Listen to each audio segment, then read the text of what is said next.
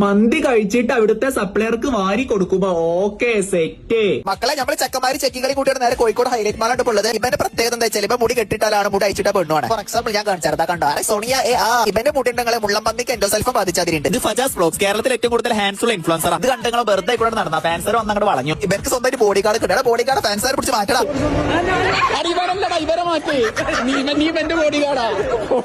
Photo എടുക്കാൻ പറ്റില്ല sir, ഭയങ്കര ബിസിയാ. ഇത് റിച്ചൂസ് വ്ലോഗ്, പച്ച മീനൊക്കെ പച്ചോടത്തുനിന്നാണ്. ഓക്കെ, ഞാൻ ഫോൺ ഇങ്ങനെ തിരിച്ചു ബിഗ് ഫാൻ എന്ന് പറയണട്ടോ. തുപ്പറ തെറിച്ചിടാ കുറച്ച് അയ മോൾസോന്ന് പറപ്പോ സാരല്ലേ പോട്ടെ.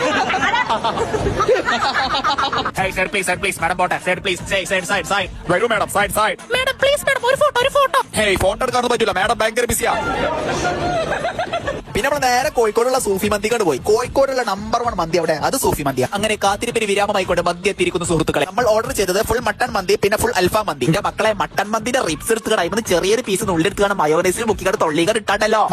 മസ്റ്റ് ട്രൈ സാധനം. അടുത്തത് അങ്ങനെ വെച്ചാൽ മന്തി റൈസ് എടുത്ത് മട്ടന്റെ മജ്ജ എടുത്തുകാണ് മയോനൈസിൽ മുക്കിക്കാട് ഒരു പൊടി. എടാ മോനെ, കാലെങ്കിലും ബന്ധപ്പെടാ. ഇത് പെരി പെരി അൽഫാം, നല്ല ടേസ്റ്റ് ഉണ്ട്. ഞമ്മക്ക് സപ്ലയർക്ക് വാരി കൊടുത്താലോ.